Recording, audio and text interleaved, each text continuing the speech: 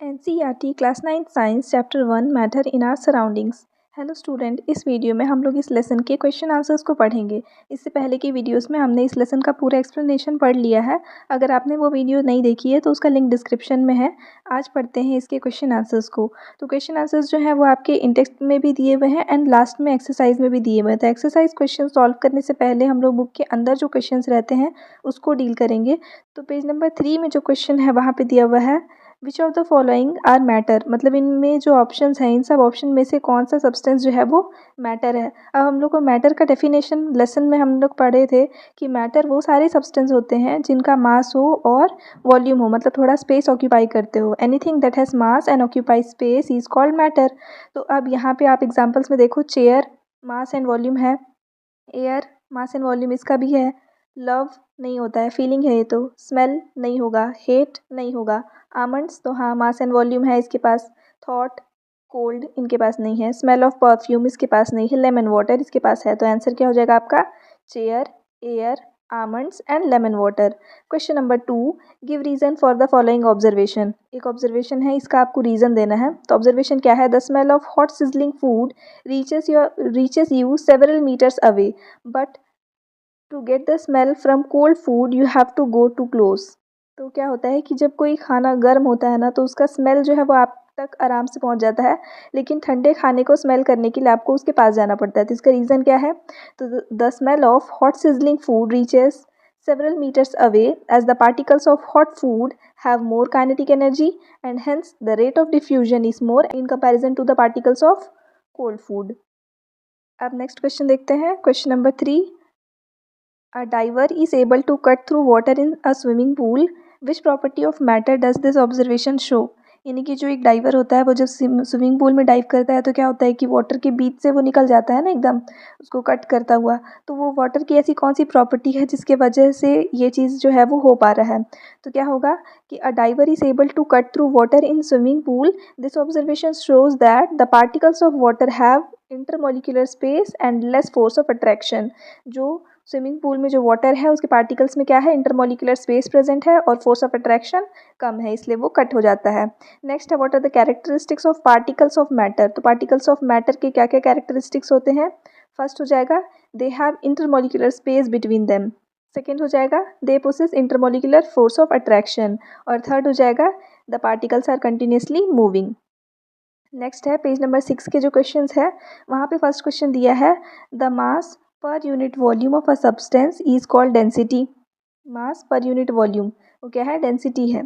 तो अरेंज करना है आपको इन सब्सटेंसेस जो दिए हुए हैं इनको इंक्रीजिंग डेंसिटी के ऑर्डर में। तो इंक्रीजिंग डेंसिटी के ऑर्डर में आपका ये आंसर आ जाएगा, एयर, उससे ज़्यादा एग्जॉस्ट ऑफ चिमनीज, उससे ज़्यादा cotton, then water, then honey, then chalk and then iron. ये हो गया आपका इस डायरेक्शन में इंक्रीजिंग डेंसिटी। नेक्स्ट आते हैं आप क्वेश्चन नंबर 2 में, tabulate the differences in characteristics of states of matter. States of matter कौन कौन से हैं, तो सॉलिड है, लिक्विड है और गैस है। इनमें आपको क्या करना है, डिफरेंसेस बताने हैं। तो यहाँ पे ये कुछ कैरेक्टरिस्टिक्स हैं, इनके बेसिस पे हम लोग यहाँ पे डिफरेंसेस बताएंगे। फर्स्ट कैरेक्टरिस्टिक है शेप। तो शेप में सॉलिड का फिक्स शेप होता है और लिक्विड का कोई फिक्स शेप नहीं होता है, गैस का भी कोई फिक्स शेप नहीं होता है।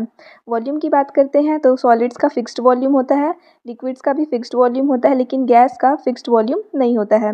रिजिडिटी की बात करें तो सॉलिड्स रिजिड होते हैं, लेकिन लिक्विड्स और गैस जो है वो रिजिड नहीं होते हैं।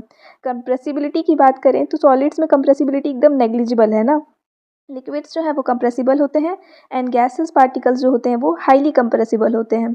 इंटरमोलिकुलर फोर्स की बात करें तो सॉलिड में मैक्सिमम फोर्स रहता है, लिक्विड में सॉलिड के कंपैरिजन में कम होता है और गैस में minimum force of attraction present रहता है। अगर इंटरमोलिकुलर स्पेस की बात करें तो फोर्स और स्पेस एक दूसरे का जस्ट अपोजिट है। तो सॉलिड में स्पेस जो है वो मिनिमम हो जाएगा और गैस में मैक्सिमम, और लिक्विड में इन दोनों के कंपैरिजन में बीच का रहेगा, यानी कि गैस से कम और सॉलिड से ज़्यादा। ना क्वेश्चन नंबर बी है, इसी का ही क्वेश्चन नंबर 2 का सेकेंड पार्ट है, कमेंट अपॉन द फॉलोइंग। इन सब चीज़ों के ऊपर आपको मतलब डिफाइन करना है। तो फर्स्ट दिया है रिजिडिटी। अब रिजिडिटी क्या होता है, तो ये टेंडेंसी है किसी भी सब्सटेंस का कि वो अपने शेप को क्या कर पाए, मेंटेन कर पाए या रिटेन कर पाए जब उसको आउटसाइड से फोर्स उसमें अप्लाई हो रहा है उस टाइम पे। कंप्रेसिबिलिटी है, तो कंप्रेसिबिलिटी क्या होता है कि कोई भी मैटर के जो पार्टिकल्स हैं उनकी एबिलिटी कि वो एक दूसरे के कितना क्लोज आ सकते हैं जब भी उनके ऊपर कोई एक्सटर्नल फोर्स जो है वो अप्लाई हो। नेक्स्ट है फ्लूइडिटी, तो tendency of particles to flow is called fluidity. Next है filling of a gas container, तो जो गैस के पार्टिकल्स होते हैं वो रैंडमली वाइब्रेट हो रहे होते हैं सारे डायरेक्शंस में, इसीलिए क्या होता है गैस जो होता है वो किसी भी कंटेनर को कम्प्लीटली फिल कर लेता है। नेक्स्ट है शेप, तो सॉलिड्स का डेफिनेट शेप होता है, लिक्विड्स एंड गैस का कोई भी डेफिनेट शेप नहीं होता है, वो अपने कंटेनर का शेप एक्वायर कर लेते हैं। नेक्स्ट है काइनेटिक एनर्जी, तो energy possessed by particles due to their motion is called kinetic energy. And density, तो density is defined as mass per unit volume. यहाँ तक हो गया क्वेश्चन नंबर 2 कंप्लीट। अब क्वेश्चन नंबर 3 पे आते हैं। Give reason a gas fills completely the vessel in which it is kept, यानी कि गैस को जिस भी वेसल में रखते हैं वो उसको कम्प्लीटली फिल कर देता है। इसका रीज़न क्या है? तो अभी जस्ट हम लोग देखे थे मॉलिक्यूल्स ऑफ गैस जो होते हैं उनमें हाई काइनेटिक एनर्जी प्रेजेंट होता है, जिसकी वजह से वो कंटिन्यूसली मूव हो रहे होते हैं एंड इसी वजह से वो वेसल को कम्प्लीटली फिल कर देते हैं जिस भी किसी में उसको रखा गया हो। नेक्स्ट है a gas exerts pressure on the walls of a container, फिर यहाँ पे वही रीज़न आएगा, जो गैस है वो क्या कर रहा है कंटेनर के वॉल्स में प्रेशर एक्सर्ट कर रहा है। क्यों कर रहा है? तो उसमें हाई काइनेटिक एनर्जी प्रेजेंट रहता है जिसकी वजह से वो कॉन्स्टेंटली रैंडम मोशन कर रहे होते हैं। इसी के वजह से इसके जो मॉलिक्यूल्स होते हैं वो क्या करते हैं कंटेनर के वॉल को हिट करते रहते हैं और इसीलिए वो उसके ऊपर एक प्रेशर एक्सर्ट करते हैं। यहाँ पे टोटल पूरा आंसर फ्रेम किया हुआ सेंटेंस में, आप वहाँ से ईजिली उसको नोट कर सकते हैं। क्वेश्चन नंबर 3 का सी, वहाँ पे पूछ रहा है a wooden table should be called a solid, wooden table को सॉलिड की कैटेगरी में लेना चाहिए। अब क्यों? तो जो भी मॉलिक्यूल्स या पार्टिकल्स होते हैं वुडन टेबल के वो हाईली पैक्ड होते हैं, एकदम टाइटली पैक्ड होते हैं एक दूसरे से, और उनमें इंटरमॉलिक्यूलर स्पेस जो है वो प्रेजेंट नहीं रहता है और उनको कंप्रेस नहीं कर सकते हैं, ना ही वो फ्लो होते हैं, और ये सारे ही कैरेक्टरिस्टिक्स जो हैं वो किसके हैं? सॉलिड के हैं, इसलिए वुडन टेबल को सॉलिड में कैटेगराइज किया जाता है। नेक्स्ट है we can easily move our hands in air but to do the same through a solid block of wood we need a karate expert, यानी कि एयर में हम लोग अपने हाथ को ईजिली मूव कर सकते हैं लेकिन अगर सॉलिड ब्लॉक है वुड का तो उसमें से हम लोग अपने हैंड को ईजिली मूव नहीं कर पाएंगे। अब ऐसा क्यों है? तो जो मॉलिक्यूल्स होते हैं एयर के उनमें लेस फोर्स ऑफ अट्रैक्शन रहता है, और जब उसमें कोई बहुत स्मॉल अमाउंट में भी अगर हम लोग एक्सटर्नल फोर्स लगाएंगे तो क्या होगा कि ये जो मॉलिक्यूल्स हैं वो एक दूसरे से सेपरेट हो जाएंगे, ठीक है, लेस फोर्स ऑफ अट्रैक्शन की वजह से। सेम केस अगर हम लोग सॉलिड्स में देखें तो सॉलिड्स के जो मॉलिक्यूल्स होते हैं उसमें मैक्सिमम फोर्स ऑफ अट्रैक्शन रहता है, यानी कि पार्टिकल्स जो है वो टाइटली बाउंडेड रहते हैं। अब यहाँ पे हम लोग को लार्ज अमाउंट ऑफ फोर्स लगाना पड़ेगा, इसीलिए क्या है कि यहाँ पे कराटे एक्सपर्ट का रिक्वायरमेंट है, मतलब लार्ज अमाउंट ऑफ फोर्स वो लगा पाए ताकि जो सॉलिड के पार्टिकल्स हैं वो इस एक्सटर्नल फोर्स के थ्रू दूसरे मतलब अलग डायरेक्शंस में मूव हो जाएं।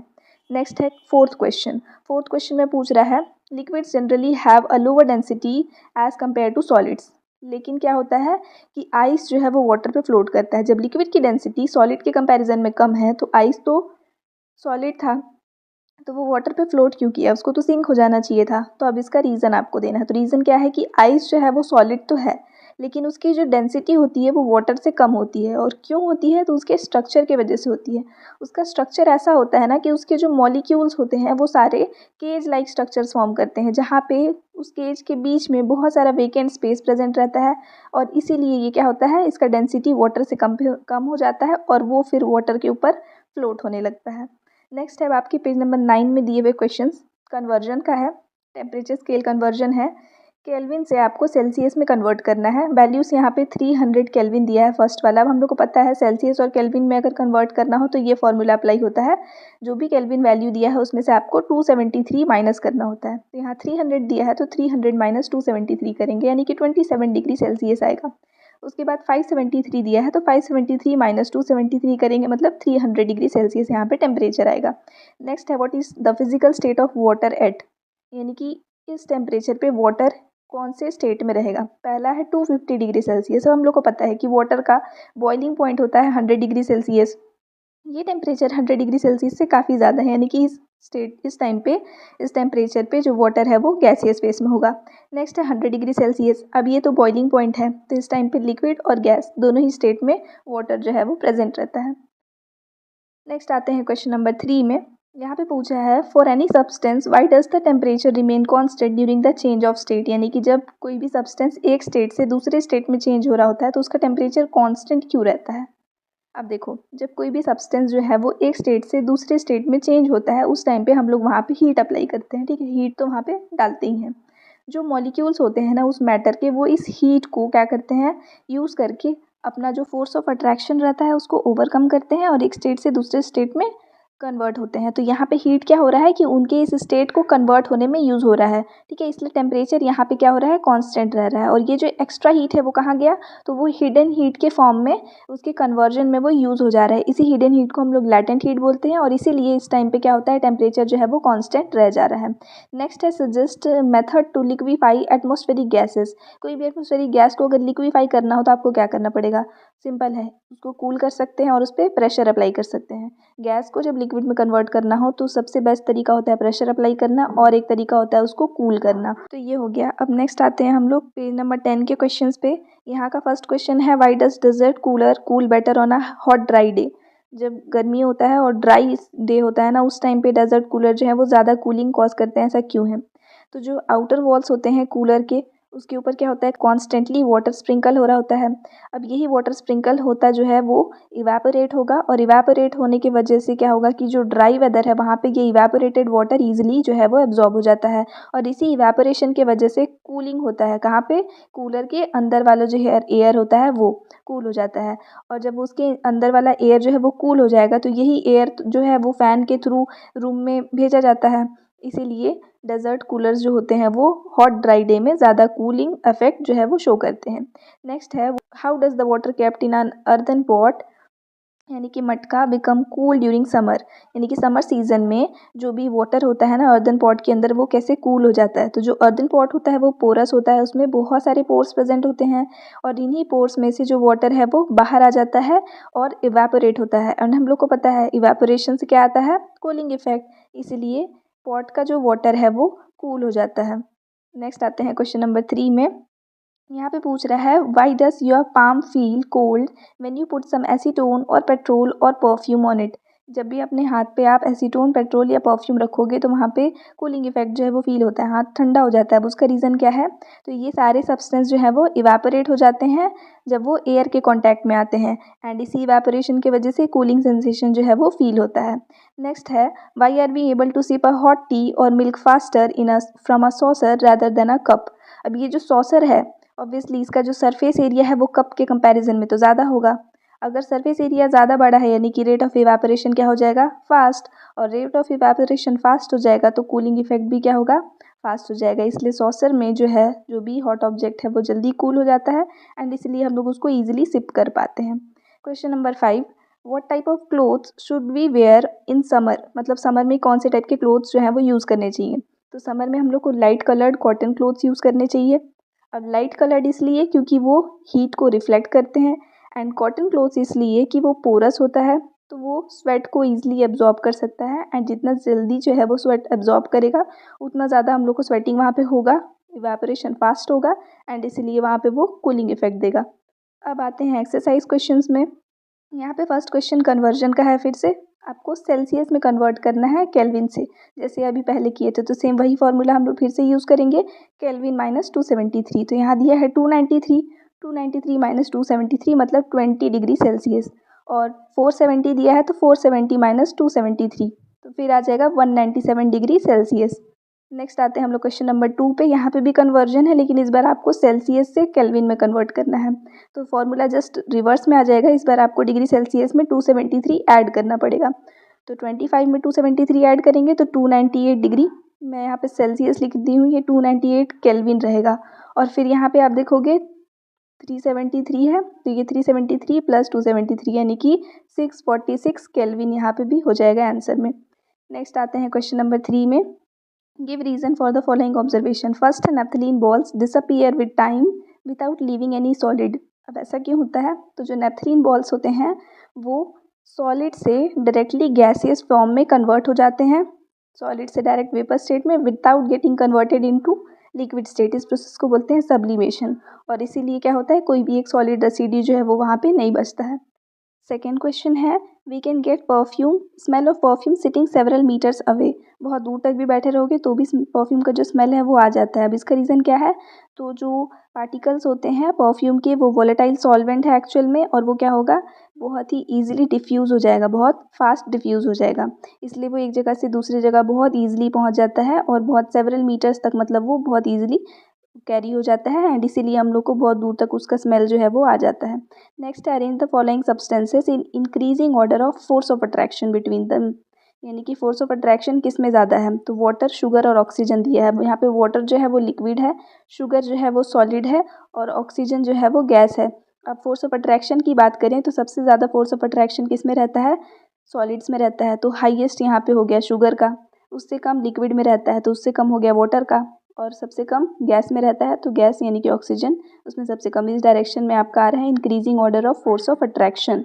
नेक्स्ट आते हैं हम लोग फिफ्थ क्वेश्चन में, what is the physical state of water at 25 degree Celsius में। वाटर कौन से स्टेट में रहेगा, 25 डिग्री सेल्सियस ये कौन सा है, 100 डिग्री सेल्सियस बॉइलिंग पॉइंट है, और 0 जो है वो फ्रीजिंग पॉइंट है, यानी कि सॉलिड और गैसियस फेस के बीच का है, लिक्विड फेस। नेक्स्ट है 0 डिग्री सेल्सियस, अब ये तो उसका फ्रीजिंग पॉइंट है, यानी कि लिक्विड और सॉलिड दोनों फेस में यहाँ पे रहेगा, और 100 इसका बॉइलिंग पॉइंट है तो यहाँ पे लिक्विड और गैसियस फेस में रहेगा। नेक्स्ट है, give 2 reason to justify. First है, water at room temperature is liquid. Room temperature पे लिक्विड क्यों होता है वाटर, अब ऐसा इसलिए होता है कि वाटर जो है उसका फ्रीजिंग पॉइंट 0 डिग्री सेल्सियस है और बॉइलिंग पॉइंट 100 डिग्री सेल्सियस है, तो रूम टेम्परेचर पे वो लिक्विड स्टेट में रहेगा। नेक्स्ट है, an iron almirah is a solid at room temperature, यानी कि रूम टेम्परेचर पे आयरन एल्मीरा जो है वो सॉलिड फॉर्म में रहता है। सेम वही चीज़ फिर से, आयरन का जो रूम टेम्परेचर है वो क्या है, आयरन के मेल्टिंग पॉइंट से बहुत कम है, तो इस केस में क्या होगा कि आयरन जो है वो सॉलिड स्टेट में रहेगा। आयरन को बहुत हाई टेम्परेचर चाहिए होता है मेल्ट होने के लिए। नेक्स्ट है question number 7, why is ice at 273 Kelvin more effective in cooling than water at same temperature. यानी कि 273 केल्विन जो है वो एक्चुअल में क्या है, तो वो 0 डिग्री सेल्सियस वाला वैल्यू है। अब इस टेम्परेचर पे अगर आइस है तो वो ज़्यादा कूलिंग इफेक्ट देता है, और अगर वाटर है तो वो कम कूलिंग इफेक्ट देता है। इसका रीज़न क्या है, तो आइस जो होगा वो हीट को ईजिली एब्जॉर्ब करेगा। क्यों एब्जॉर्ब करेगा, तो उसको आइस से वो वाटर में कन्वर्ट होगा, और उस केस में लैटेंट हीट जो रहता है ना, एक स्टेट से दूसरी स्टेट में कन्वर्ट होने में हीट जो है वो वहाँ पे हाइड हो जाएगा इसी मीडियम को ओवरकम करने में, और इसीलिए वो क्या करेगा, ज़्यादा कूलिंग इफेक्ट देगा हम लोग को in comparison to water. Next आते हैं हम लोग क्वेश्चन नंबर 8 में, what produces more severe burns boiling water और स्टीम। अब इन दोनों में से कौन ज़्यादा, किसकी वजह से ज़्यादा सीवियर बर्न आपको देखने मिलेगा, तो हम लोग को पता है जो स्टीम है वहाँ पे लैटेंट हीट, एक्स्ट्रा हीट, वही हिडन हीट प्रेजेंट है। जो क्या है, स्टीम में क्यों प्रेजेंट है, तो वो वाटर से स्टीम में कन्वर्ट हो रहा है ना, उस केस में वो एक टेम्परेचर को एब्जॉर्ब करके वहाँ से गया है, तो एक्स्ट्रा हीट उसमें प्रेजेंट है, इसी वजह से इसमें ज़्यादा सीवियर बर्न्स हम लोग को देखने के लिए मिलेंगे। नेक्स्ट क्वेश्चन नंबर 9 में ये एक डायग्राम दिया हुआ है, इसको देख के आपको बताना है कि ABCDEF जो है वो क्या क्या है। यहाँ पे आपको दिख रहा है, बना हुआ है increasing temperature and decreasing pressure. इस डायरेक्शन में टेम्परेचर जो है वो इंक्रीज़ हो रहा है, और इस डायरेक्शन में टेम्परेचर डिक्रीज़ हो रहा है। साथ ही में इधर प्रेशर इंक्रीज़ हुआ है और इधर प्रेशर डिक्रीज़ हुआ है। अब जब हम लोग टेम्परेचर इंक्रीज़ करेंगे और प्रेशर को डिक्रीज़ करेंगे तो क्या होगा, सॉलिड से लिक्विड और लिक्विड से गैस में कन्वर्ट होगा, और इस डायरेक्शन में जस्ट अपोजिट होते जाएगा। तो आपको ABCDEF इनको आपको बताना है कि ये क्या क्या है। अब आप देखो यहाँ पे ए क्या दिया है, तो सॉलिड से लिक्विड का कन्वर्जन है। लेसन के एक्सप्लेनेशन में हम लोग इसको पढ़ें, जब कोई सब्सटेंस सॉलिड से लिक्विड फेस में जाता है तो उसको हम लोग बोलते हैं फ्यूजन। नेक्स्ट दिया है बी में आपको दिख रहा है लिक्विड से गैस में जा रहा है, इस प्रोसेस को बोलते हैं इवेपोरेशन या फिर वेपोराइजेशन। नेक्स्ट सी में दिख रहा है गैस से लिक्विड में आ रहा है, तो इस प्रोसेस को बोलते हैं कंडेंसेशन। नेक्स्ट है डी में लिक्विड से सॉलिड में आ रहा है, इसको बोलते हैं सॉलिडिफिकेशन। एंड नेक्स्ट है आपका ई में वो सॉलिड से गैस में जा रहा है, तो सॉलिड से जब डायरेक्टली गैस में जाता है इस प्रोसेस को बोलते हैं सब्लिमेशन। एंड एफ में गैस से सॉलिड में आ रहा है, इस प्रोसेस को बोलते हैं डिपोजिशन। आई होप आपको ये पूरे लेसन का सारा आंसर जो है वो समझ में आ गया होगा। Thanks for watching and please do subscribe if you are new to our channel.